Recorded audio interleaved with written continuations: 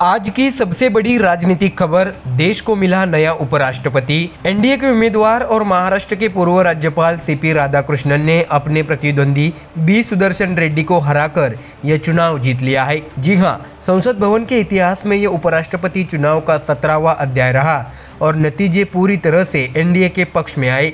तो चलिए बताते हैं आपको चुनाव की पूरी तस्वीर। दर्शकों, आपको जानकारी दे कि इस चुनाव में संसद के दोनों सदनों में लोकसभा और राज्यसभा के सभी सांसदों को वोट देने का अधिकार था। कुल 788 सांसद वोटर सूची में शामिल थे, जिसमें 245 राज्यसभा और 543 लोकसभा के सदस्य शामिल रहे। बता दें कि मतदान के दिन का नज़ारा बेहद खास था। सांसद सुबह से कतार में खड़े होकर अपने मताधिकार का इस्तेमाल करते नजर आए। मतदाता का समय सुबह शुरू होकर शाम 5 बजे तक चला। खास बात यह रही कि इस बार केवल एक बैलेट बॉक्स का इस्तेमाल किया गया। मतदान खत्म होने के बाद शाम 6 बजे से मतगणना की प्रक्रिया शुरू हुई और कुछ ही घंटों में परिणाम साफ हो गया। ऐसे में दर्शकों, आंकड़ों पर नजर डालें तो कुल 788 सांसदों में से 781 ने मतदान किया, यानी मतदान का प्रतिशत रहा 98.2% और डाले गए कुल वोट थे 768। इनमें से 752 वोट मान्य पाए गए। इन 752 वोटों में से एनडीए उम्मीदवार सीपी राधाकृष्णन को मिले 452 वोट, जबकि विपक्षी उम्मीदवार बी सुदर्शन रेड्डी को मिले 300 वोट, यानी सीपी राधाकृष्णन ने यह चुनाव 152 वोटों के अंतर से जीत लिया।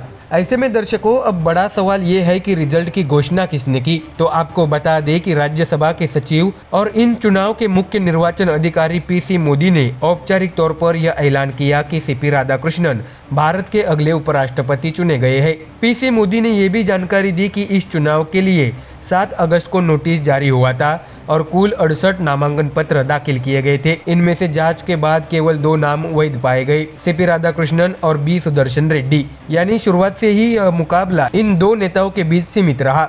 तो ऐसे में दर्शकों, अब बात करते हैं प्रधानमंत्री नरेंद्र मोदी की प्रतिक्रिया की। पीएम मोदी ने ट्विटर यानी एक्स पर बधाई देते हुए लिखा कि सीपी राधाकृष्णन का पूरा जीवन समाज सेवा और गरीबों वंचितों को सशक्त बनाने के लिए समर्पित रहा है।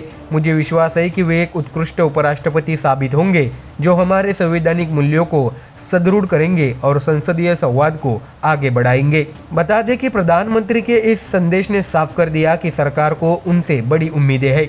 ऐसे में दर्शकों, अगर हम सीपी राधाकृष्णन के राजनीतिक जीवन पर नजर डालें तो उनका सफर बेहद खास रहा है। वे लंबे समय तक भाजपा से जुड़े रहे और संगठन के मजबूत स्तंभ माने गए। हाल ही में वे महाराष्ट्र के राज्यपाल पद पर भी अपनी सेवाएं दे चुके हैं। अब वे देश के दूसरे सर्वोच्च संवैधानिक पद पर आसीन होने जा रहे हैं। दर्शकों, बता दें कि संसद की कार्यप्रणाली में उपराष्ट्रपति की भूमिका बहुत अहम होती है, क्योंकि उपराष्ट्रपति राज्यसभा के सभापति होते हैं। ऐसे में राधाकृष्णन के सामने बड़ी जिम्मेदारी होगी कि वे सदन की मर्यादा और संसदीय संवाद को संतुलित ढंग से आगे बढ़ाए। तो वही दर्शकों, विपक्ष की बात करें तो बी सुदर्शन रेड्डी को भी 300 वोट मिले, जो कम नहीं है। यह दिखाता है कि विपक्ष ने इस चुनाव में मजबूती से दावेदारी पेश की थी, लेकिन अंततः बहुमत एनडीए के पक्ष में गया और सीपी राधाकृष्णन को ऐतिहासिक जीत मिली।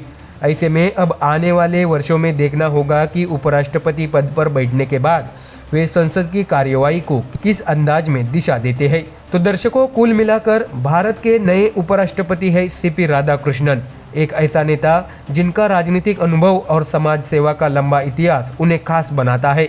तो ये थी उपराष्ट्रपति चुनाव से जुड़ी बड़ी खबर। आगे भी हम आपको इस पद की शपथ ग्रहण प्रक्रिया और राजनीतिक प्रतिक्रियाओं से लगातार अपडेट देते रहेंगे। फिलहाल के लिए इतना ही। आप देखते रहिए MDR न्यूज़।